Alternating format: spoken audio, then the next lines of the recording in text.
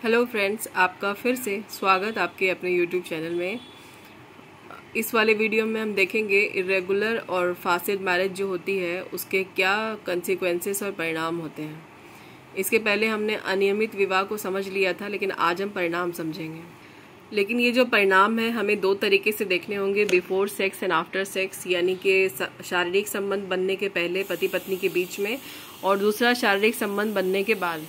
तो यहाँ पहले हम देखेंगे बिफोर सेक्स की क्या होता है। इरेगुलर मैरिज जब होती है और उसमें बिफोर सेक्स क्या क्या परिणाम होते हैं वो आपके सामने है।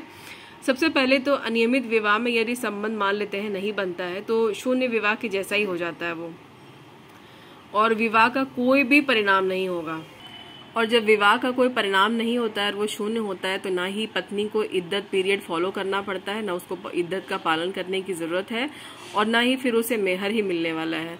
तो जान लीजिए कि इरेगुलर मैरिज में बिफोर सेक्स अगर पति पत्नी में संबंध नहीं बनता है तो पत्नी मेहर की अधिकारी भी नहीं होगी और ना ही उसको इद्दत का पालन करना पड़ेगा, और ये बिल्कुल शून्य विवाह के तरह ही होगा। इसके ठीक विपरीत अगर हम देखें, इसके ठीक अपोजिट, तो आफ्टर सेक्स की क्या सिचुएशन है इरेगुलर मैरिज में। तो इरेगुलर मैरिज में आफ्टर सेक्स होता है कि पत्नी मेहर की अधिकारी हो जाती है, और अगर उसकी शादी टूटती है यानी तलाक होता है, या हस्बैंड, खैर हस्बैंड की डेथ में तो अलग है, और अगर उसकी शादी नहीं रहती तो 3 मासिक धर्म की इद्दत का उसको पालन करना पड़ता है।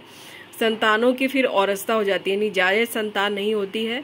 और दूसरा कि इस सिचुएशन में जहाँ पर इरेगुलर मैरिज है सिर्फ एक बार तलाक कह देने से ही शादी टूट जाएगी, यहाँ पे 3 बार करने की जरूरत नहीं पड़ेगी। कहाँ पे? इरेगुलर मैरिज में। विवाह की समाप्ति के लिए आपको न्यायालय के फैसले पर निर्भर रहने की जरूरत नहीं है, मतलब आदेश आपको न्यायालय देगा तो ही आपकी शादी टूटेगी इस सिचुएशन में, यानी इरेगुलर मैरिज में। मुस्लिम्स में ऐसा जरूरी नहीं है। और अगर आपकी इरेगुलर मैरिज है तो फिर उत्तराधिकार पैदा ही नहीं होगा, जैसे कि पत्नी जो है उत्तराधिकारी नहीं होगी अपने पति की संपत्ति में, ना ही उसके बच्चे होंगे। तो ये जो 6 पॉइंट है इसको आप देख लीजिएगा कि आफ्टर सेक्स में अनियमित यानी फासिद विवाह में ना ही पत्नी को मेहर का अधिकार होता है, और 3 मासिक धर्म की इद्दत फॉलो करनी पड़ती है उसको। संतान जायज़ नहीं होती है, सिर्फ एक बार तलाक कह देने पर ही शादी टूट जाती है, और शादी मतलब एक बार तलाक कहने पर जो शादी टूट गई तो उसके लिए आपको कोर्ट की जजमेंट यानी ऑर्डर की ज़रूरत नहीं पड़ती, और आपके उत्तराधिकार का अधिकार भी पैदा नहीं होता, यानी कोई भी पति की संपत्ति में उत्तराधिकार नहीं ले सकता है, ना पत्नी ना ही उसके बच्चे, क्योंकि बच्चे यहाँ पे जायज़ ही नहीं हैं। उम्मीद है कि आज का जो वीडियो है आपको अनियमित और फासिद विवाह के परिणाम बिफोर एंड आफ्टर सेक्स समझ में आया होगा। अगर आया है तो वीडियो को प्लीज़ लाइक कर दीजिएगा। सब्सक्राइबर नहीं बने हैं तो बन के देखिए, शायद आपको कुछ फ़ायदा हो, और बाकी फ्रेंड्स में शेयर कीजिएगा। कुछ भी कमेंट सेक्शन में आपको लिखना हो तो लिख डालिएगा। अब कुछ भी का मतलब है कि जो मन सो मत लिख डालिएगा।